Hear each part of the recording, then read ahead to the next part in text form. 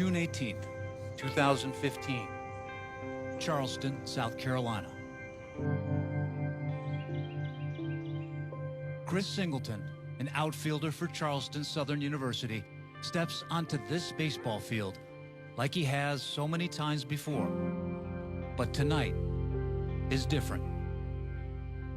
First of all, I just want to say thanks to everybody that looked out for me, that tried to contact me. Honestly, my baseball family has been amazing. They've reached out to me. Almost every single player that I've ever played with have reached out to me. And that's been really big to help me get through this. Just 24 hours earlier, in this church in downtown Charleston, 9 people were shot and killed, victims of a hate crime. All units responding 110 Calhoun Street. Active shooter, multiple people down. Give me at least 4 medic units. The city of Charleston and a nation were listening, and Chris had a message. I just say love is always stronger than hate. So if we just love the way my mom would, the hate won't be anywhere close to what love is. That was Chris Singleton's message, and the Holy City responded. I feel inspired. This showing here should be contagious and infectious across the nation. We're not going to tolerate this kind of violence anymore. It was amazing. There were so many people coming together, black, white, Mexican, Asian. If he was trying to start a racial war, he didn't accomplish that at all. He just brought us together even more than we were before.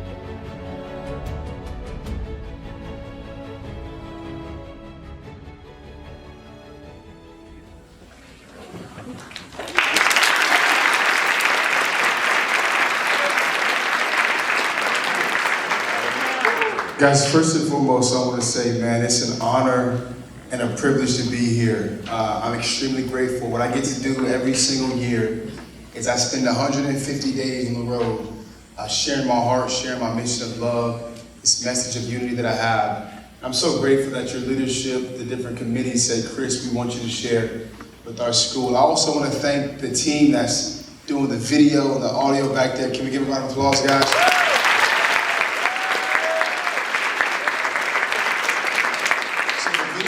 Just watched. This video was an ESPN documentary that was done on me and my mom and our story. And right after this video came out, there was a quarterback by the name of Cam Newton who came to my house. He said, Chris, man, I just want to support you. I want to support your family after keeping our Carolinas together. Right, not even a week later after that, there was a quarterback from a team called the New England Patriots. A guy named Tom Brady, he called me up. He said, I want to spend 3 days with you up here in Foxborough, Chris. For keeping your city together. We just want that energy around us. And as time went on, different people like Steph Curry, President Barack Obama, so many people have supported me in this mission. And everybody started saying, Chris, you got to share your heart and your mission of unity. And so I said, I will. I promised my mom and I promised my church family. I said, I can't bring you guys back. Unfortunately, there was a guy who walked into my church with 8 magazines of bullets. This guy fired over 70 bullets into my church. While people were holding hands and praying in my church, over 50 of those bullets entered bodies. And this guy took 9 lives, and one of those lives happened to be my mom. And I said, Mom, I can't bring you back. What I can try to do is be the opposite of my mother's killer. His mission when he walked into my church and sat down in Bible study for an hour, his mission is he wanted people to hate each other so much that we'd start a racial war in this country. And I promised my church family, I said, I'm going to try to be the opposite of this guy. So I try to spread love and unity everywhere that I go. And because that's the message and the mission, this is how we spread unity. Everybody stand up for me real quick. Everybody stand up. Now this is going to be a little weird. This is going to be a little awkward. We're going to do it anyway. I don't care. I need you to give somebody a hug and tell them that you love them. Go.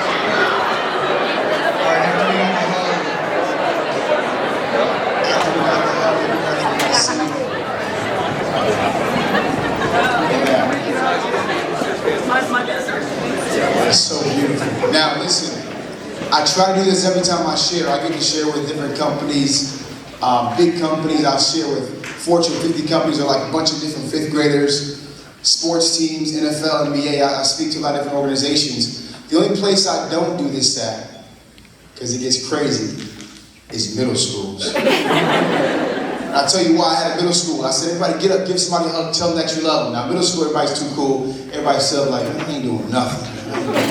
Y'all can do it, I ain't doing it. Some of y'all did that too, I seen you. Nothing, right? But then, there was this one kid, and he had a crush. And so everybody stood up. Everybody standing around, he broke the ice. He locked eyes with his crush. And he ran over to her, he said, I love you, trying to give her a big hug. And she was like, boy, if you don't get out of my face. And I was like, okay, I can't do that at middle schools. But everywhere else, I try to do it. And I'm intentional with this mission of unity and this mission of love. And everywhere I go, I want to spread that. And so for me, I think about my mother's killer. And I think, man, if I'd have been in like the 9th grade or the 11th grade, just being the person that I am, and somebody came to our school and made us get up and give somebody a hug and say, I love you to him. And maybe I met this guy. And maybe I hugged him and I said, I love you to him, and it's awkward and it's weird and I don't really know him too well. But maybe 2 months go by and we're walking into school late together and we laugh about how we had to hug each other. And we start talking about our families and maybe we realize we're not as different as we thought we are. Maybe he realizes that just because the color of my skin is the way that it is, it doesn't make me so much different than he is, and we love our families just the same. And maybe if that would have happened, then maybe my mom would still be here. And so for me, when I say give somebody a hug and tell them that you love them, it's kind of weird, it's kind of corny, but I wholeheartedly believe if I would have been 16 years old and gave this guy, Dylan Roof, a hug and said I love you to him, being the person that I am, I think my mom would still be here. So thank you guys for that. Now on this mission of unity that I have to be honest, unity for me doesn't always mean we're going to believe the same things and like the same things.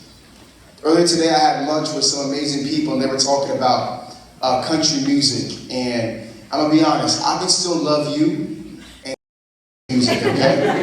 Because that's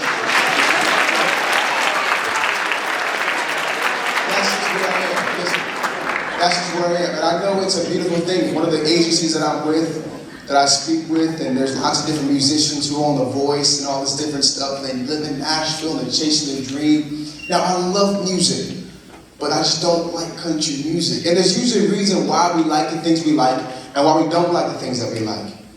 And on this mission of unity for me, what I want us to understand is there's usually 2 reasons why we like what we like. The first reason is because we were taught to like it. From a parent or a grandparent or a movie or something taught us to like whatever it is that we like. The second reason is because we experienced something. And after that experience, we say, man, I knew I was taught this way, but I experienced this personally, and now I feel a little bit different. So think about the favorite sports team that you like. My dad was a huge Cowboys fan, so as a kid, I used to like the Cowboys fan, not because I knew a bunch about teams, but I wanted to be just like my dad, so I liked that team. I think about music. My mom used to be an educator. And she would drive me to school and we carpool. And she'd listen to R&B music every single day. And I had my headphones, I'm listening to my J. Cole and my Rich Homie Quan or whatever I was listening to in high school. But I remember listening to these R&B songs my mom was playing and I loved them.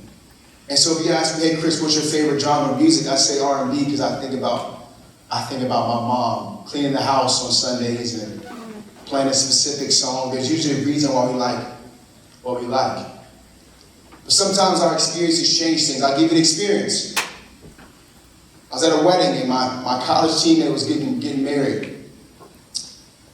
And I always say, like, I don't really like country music, but I played baseball. Got drafted by a team called the Chicago Cubs. And so I played professional baseball. Now in baseball, you have no choice but to listen to country music. That's just the way that it is on the baseball field, right? And so I remember there was one song that I literally, it makes my stomach hurt when I hear this song. And I don't know if you guys know this song, but I don't even know what it's called. But it goes like, you know, I like my chicken fried. I hate that song so much, okay? When you play baseball, you hear it like 3-4 times every single day, so you got no choice but to listen to it. So I've never liked country music, but I had an experience. I'm at this wedding. and my college teammate's getting married. He's having the first dance with his mom. And they're dancing. I remember I'm getting emotional because I never got to have a first dance with my mom. So I'm getting emotional.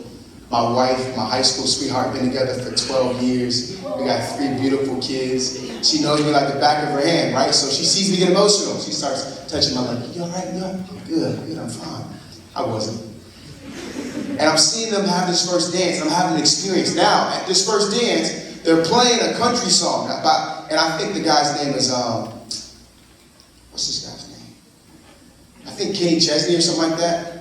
I can't remember the guy's name. He's a very famous country singer, but the song he's playing, and the song is called Don't Blink, okay? And this song basically talks about how fast life passes you by. You blink, you got kids. I'm like, dang, I got kids.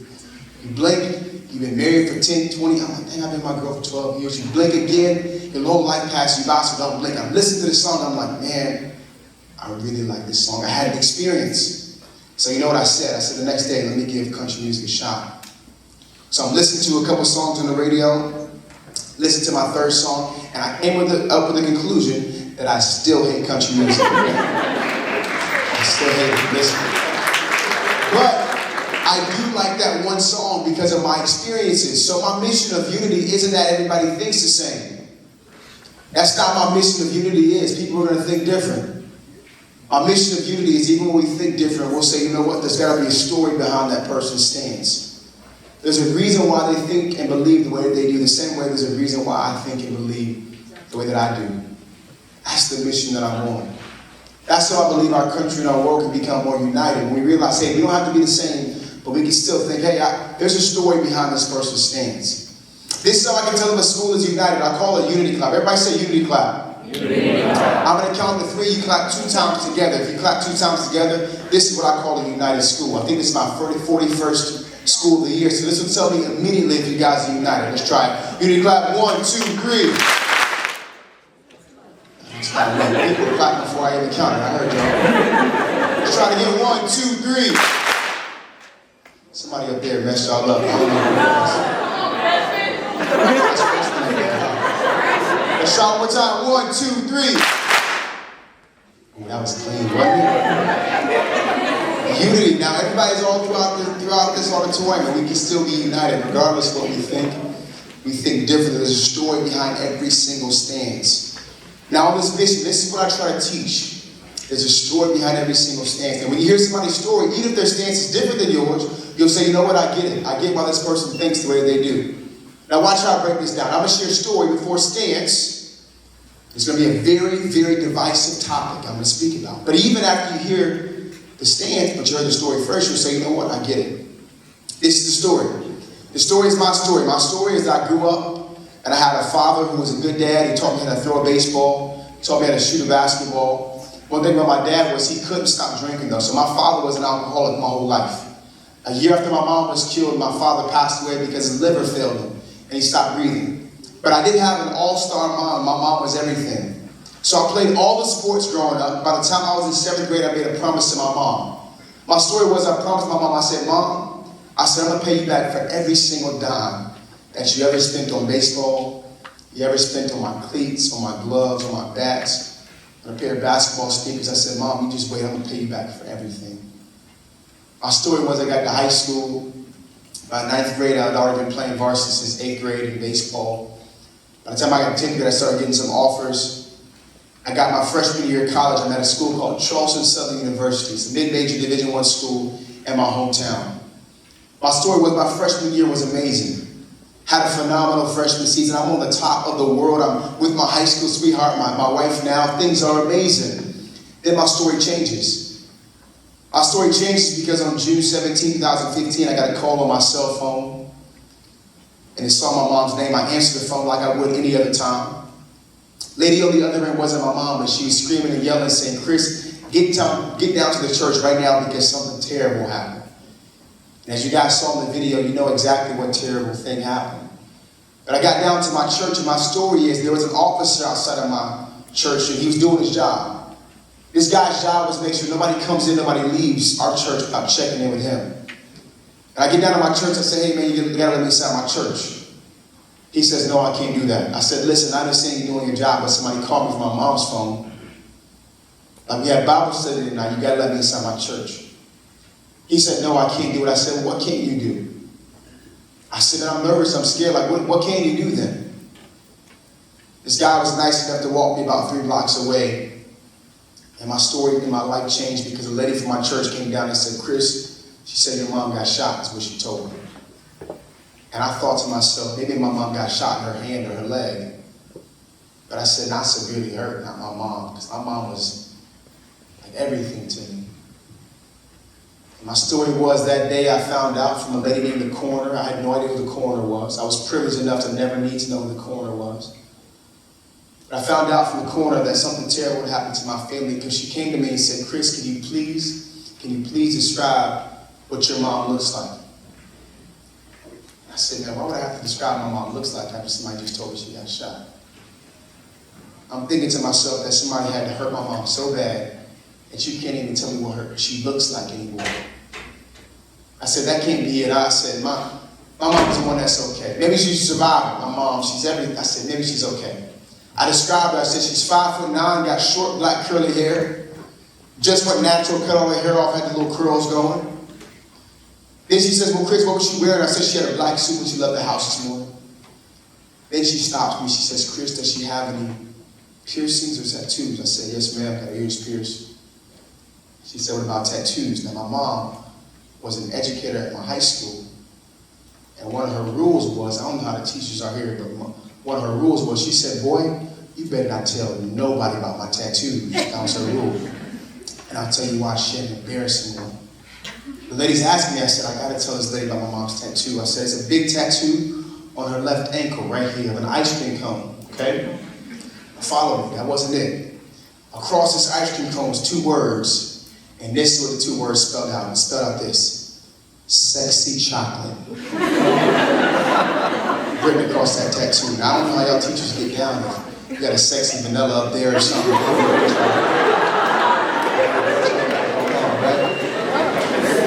I don't know, but I know my mom was like, she said, don't tell anybody about my tattoos. And so I told this lady, now this is my story. Before my stance, I told this lady, she came back and she said, Chris, thank you for telling me this. But with this information, we've confirmed that your mom, unfortunately, has been taken away. You know, my story is I found out that a guy, walked into my church with 8 magazines of bullets, guys. Found over 70 bullets into my church.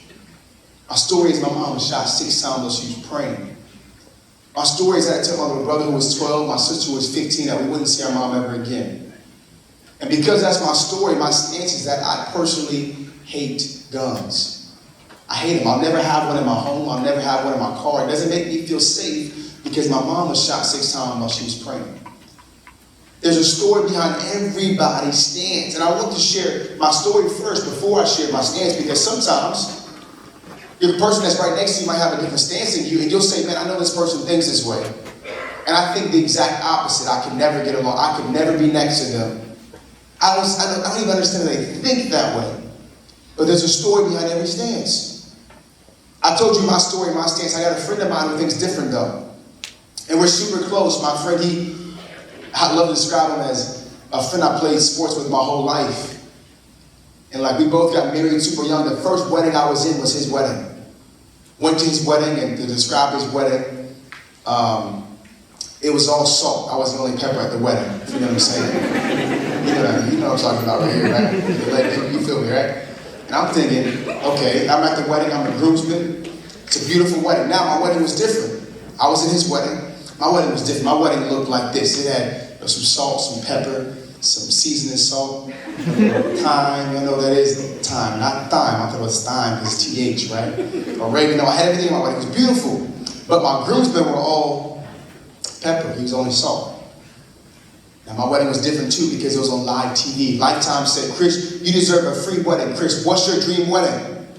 That's what the TV producers Lifetime said. They said, what's your dream wedding? I said, listen, I don't know any guy that has a dream wedding, man. You got to ask the woman, right? You got to ask her. I don't know. And so we had our dream wedding. It was on a baseball field. She had 10,000 roses, the dress of her dreams. It was amazing, completely free, too. And this is why I tell you this story. This is how close we are. During my wedding, I said, we're on TV. I said, I don't want anybody to do nothing crazy. I also don't want anybody to cry, because you know TV wants you to cry. I didn't want to cry on TV. I didn't want to give them that. That's what they wanted. I said, nobody's going to cry. My wife's walking down the aisle. I look over my buddy Kyle. Kyle's crying like a baby. And so, of course, I start crying too. I'm a person, if I see somebody cry, I'm going to start crying too. So I'm crying. You know what the cameras did? We got him. Hold that. All right? But this is how close we are. My friend's story is different. My friend grew up hunting his whole life. He would go to the shooting range with his grandfather. He told me about the first time he ever killed a buck. He killed his first deer. He's telling about the story, how he would go with his grandfather every single year at the start of deer season. And he just felt comfortable. Killed his first animal, I think he said he was 8 or 9 years old. And I'm like, is it legal to be shooting stuff at 8 or 9 years old? I don't know. But he told me that's the first time he killed an animal. He's that young. He's telling me all about his story. And then I bet you can guess what his stance is. His stance is that he loves guns. If he has a work trip, he wants to make sure at home that they have their weapon loaded in their home. That's the way he thinks. He thinks it makes him safer. And obviously, when I think about a weapon, I think about loss. I think about death. I think about murder. That's what makes me think of a weapon that way, because I lost my mom, and my story is different than his. Now, the question that I ask is like, well, how do you still like each other? How do you still love each other, even if you think differently? And it's because we both hate when terrible things happen in our world. We're united on that wholeheartedly. But for me, I think I would take away every single gun that's ever existed in human history, right? He thinks everybody should have one. That's what we think differently. But how can we still love each other? We still love each other because we know there's a story behind every single stance. And this mission, this thinking, this perspective has allowed me to still love my friend, even though we think differently. And we disagree on certain things. But we disagree and we teach one another. And that's what unity is for me. Unity clap. 1, 2, 3. We're getting good now. You heard that, right? This is what I want to teach. And I want to teach it everywhere that I can. And I told my wife, man, I said, listen, our world sometimes feels like it's so divided, and all I want to do is mend relationships everywhere that I can. And I have to do it by teaching unity, teaching love. And I want to share the perfect example of teaching. I was playing professional baseball, and I got drafted by a team called the Chicago Cubs. Are there any Cubs fans in here? Cubs fans? Over here. My friends are up there. 2 right there. I like everybody, but I love you guys right there, okay? Now, I got drafted by the Cubs, but I played in something called the minor leagues. You know what the minor leagues are? Yeah. You guys got the Nashville Sounds, right? The minor league team. Big difference from the major league team. You know what the biggest difference is? This right here. You know what this is, right? Money's the biggest difference. Because in the minor leagues, you're not making any money. You're not making any money. But you're having fun, you're chasing your dream. And I remember my agent called me up.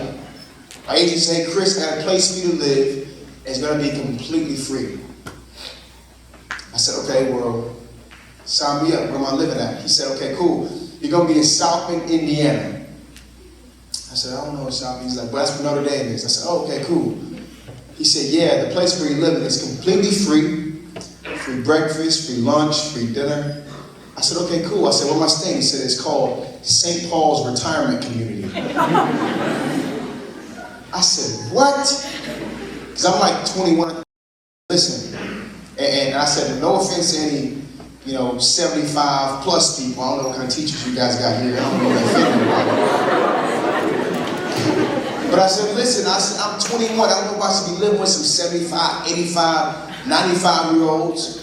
But I got here. This is a beautiful thing. I got here at St. Paul's Retirement Community in April. It's freezing cold in 2018. I started living here. It's snowing in April, which is crazy to me. But I got here. First of all, when I walked in, nobody looked like me. Easiest way to describe this is it was snowing on the outside, it was snowing on the inside too, okay? Because not a soul looked like me. But this is the beautiful thing. I walked in, they had a poster. The poster said, welcome, Chris Singleton. We loved you, grandson. I said, grandson? What you mean, grandson? I didn't know these people. I'm like, grandson? I said, we love you, grandson. They were really treating me like I was their grandson. They were waking me up early, asking me a million questions every day. right? Planning out my life for me, the whole 9 yards, my grandparents. And then I finally said, man, I got this mission of unity. Can you guys help me? And they said, of course we can help you, Chris. And I started interviewing them. There's one interview that I want to share. This is the mission of unity that I have. The lady's name was Esther. Everybody say Esther. Esther. Esther was her name, okay? So I want you to picture this. Esther was 85 years young. She's a short, white lady. She's about this tall. She's short, right? And she had like all white hair. Can we get some house lights? Let me see if some teachers got some all white hair. Let me see. I got some all white hair. Close right here. There's salt and pepper action up there. I see it. Now listen, her name was Esther. But she said, Chris, because we're family, she said, Chris, I want you to call me Grandma E. Everybody say Grandma E. Grandma E. So picture this. Meet Grandma E. She's super short. She's so loving, so kind. And we're talking back and forth. And this is teaching unity. And as we're talking, I'm asking her some heavy-hitting stuff, like about integration of schools. I'm asking her, hey, what was it like for you? You know, what did people used to call people that look like me in your neighborhood when nobody else was around? Like, I'm just asking her some heavy-hitting stuff. And she stops me, and I thought she stopped because she's getting uncomfortable or embarrassed. But she stops me, and she says, Chris, before we go any further, let me show you my great-grandbabies. And I said, okay, cool. I thought because she's old, she was going to pull out a Polaroid picture or something. No, that's back in style now. You know the little Polaroid pictures, everybody taking them now. But she pulled out a brand new iPhone. Showed me a picture of 2 little girls. She said, Chris, these are my great-grandbabies. They're twins. Now, I saw the picture, and I thought she was crazy. The reason why I thought she was crazy is because she said they're twins. One of them was black, one of them was white. And when I say one of them was black, I mean, you know, one of them was dark-skinned black like me, right? Not like Patrick Mahomes black, okay? And so when she said they're twins, and one was dark-skinned, not. And she said, well, Chris, let me tell you how. I said, go ahead and tell me how they're twins, Grandma E. She starts telling me how her grandson was supposed to have twins, and one little girl passed away at birth. They adopted this black baby girl, raised them up, 8 years old now, they're twins. This is what she told me now. And I'm thinking to myself, that sounds just like that TV show called This Is Us, okay? And I thought she was so old, she was just, you know, taking anything and thinking that was her own life. You know how old people think, right? And I'm getting nervous. I'm like, man, because where I was living, once your memory goes, they put you in a certain section. And they lock that door on you so you don't go wandering around, right? I'm thinking, man, it might be time for Grandma E. But she said, no, Chris, this is my real family. And I said, okay, cool. She showed me more pictures. I said, yeah, thank you, Lord, okay, this is a real family. She said, Chris, let me tell you what they call themselves. I said, what do they call themselves? She said, chocolate and vanilla ice cream. And I said, that's cute. I said, that is a little weird. Like, are they licking each other or something? I said, why in the world? And she said, no, Chris. She said, I taught them that. This is the lesson. She said, Chris, I taught them that. And I said, Grandma E, I said, listen. I said, why would you teach them to call themselves chocolate and vanilla ice cream? This is what she told me. She said, Chris, I want them to know that even though they are different on the outside, she said, Chris, on the inside where it counts, they're just as sweet. And she told me this, and I told her, I said, you know what, Grandma E? I said, I wish my mother's killer would have had a grandma that was just like you. And I told her, I wish my mother's killer had a parent, or even a friend or teammate, or a classmate, what is it, playing Titan ball? Is that what y'all are playing today? Just somebody to teach this guy, just like Grandma E, whether you could be vanilla, chocolate, strawberry, cookies and cream, butter pecan, caramel, rum raisin, coffee, Boost Tracks, black cherry. What do you say? Get in there. Mint chocolate chip. Whatever, no matter what it is, everybody can be celebrated. That is a mission of unity that I'm on, and I can't do it without you guys. I need your help. I need your help. Seniors, I need your help as you go to college, as you go on in life. I need your help spread this mission. Senior, I need your help. Freshmen, I need you to keep this mission going forward throughout your school. I love you too. needed to. I need everybody to help me with this mission. So this is how you'll tell me that you'll help me with this mission. This will be our last unity clap, and this one's gotta be perfect for my mom. And this one will show me, hey, we can be united to keep this mission of unity going. No matter where we're from, no matter what we look like, we can be united. Don't mess this one up. I told you this one for my mom. Don't mess this one up. Let's do it. Unity clap. 1, 2, 3. Thank you guys so much. Thank you.